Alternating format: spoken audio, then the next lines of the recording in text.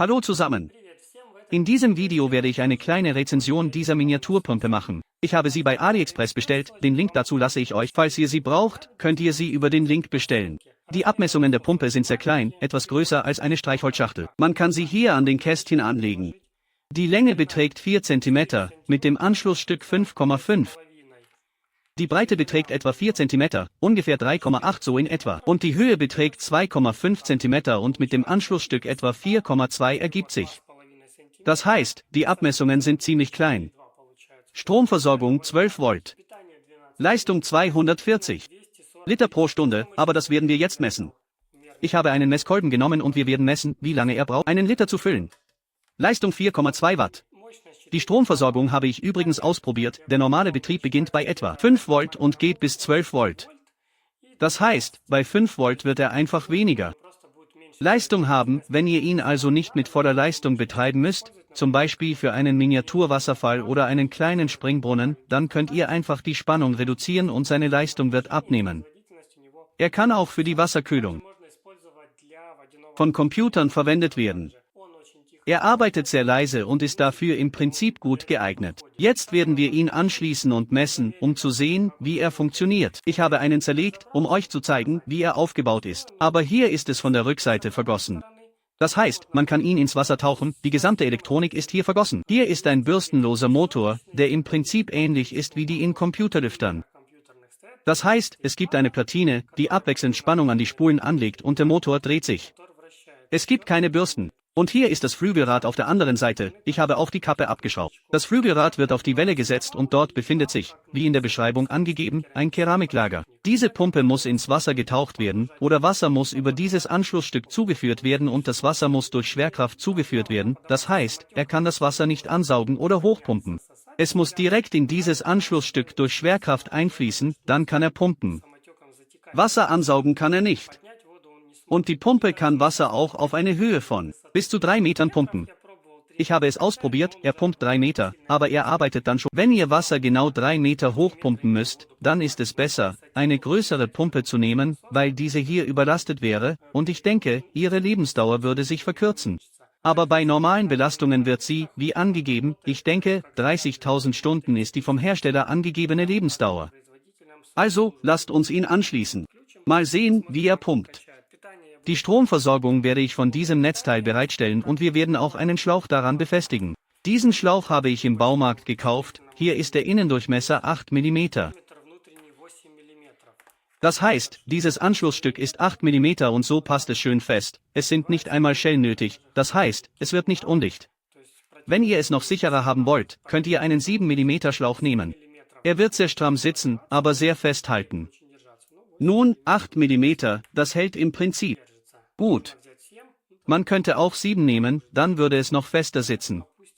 Und wir werden ihn in diese Wasserschüssel tauchen, die ich vorbereitet habe. Wir tauchen sie ins Wasser. Das heißt, alles ist dort hermetisch versiegelt. Und wir schließen die Stromversorgung an. Also, rot ist Plus, schwarz ist Minus.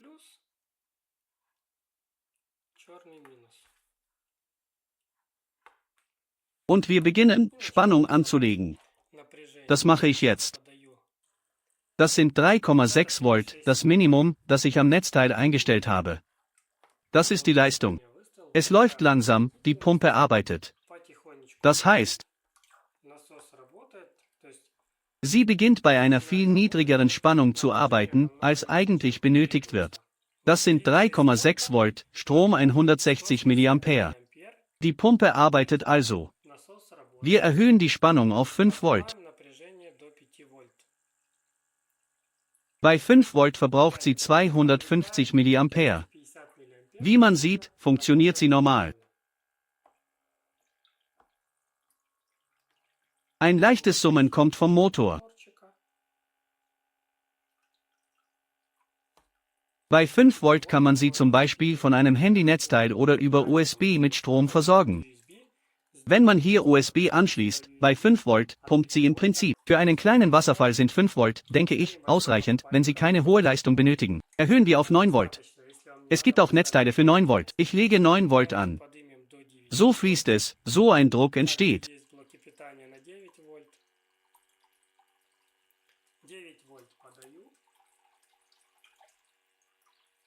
Und sie verbraucht 450 mA bei 9 Volt.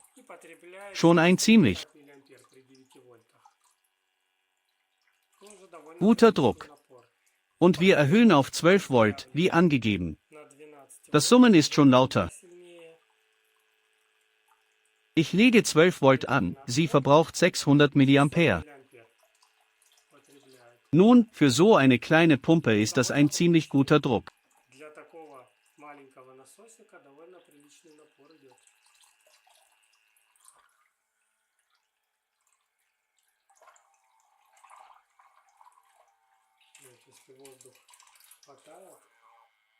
So funktioniert sie.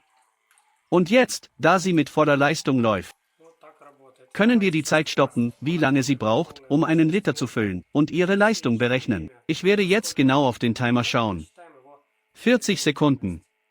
Ah, es hat nicht geklappt.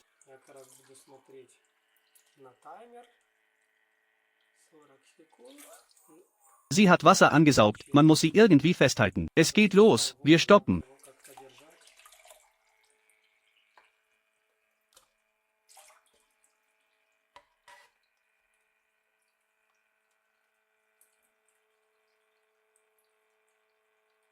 Das ist bei voller Leistung. Wir haben einen Liter gefüllt.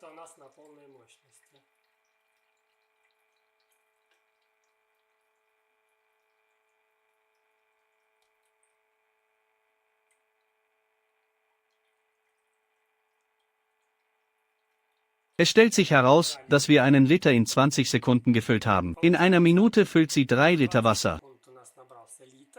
Und für eine Stunde multiplizieren wir mit 60. 3. Natürlich ist das weniger als angegeben. Aber für so eine kleine Pumpe ist das, denke ich, eine gute Leistung.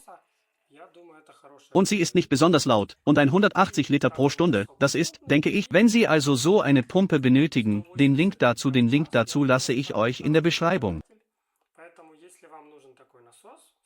Vielen Dank fürs Zuschauen, tschüss zusammen.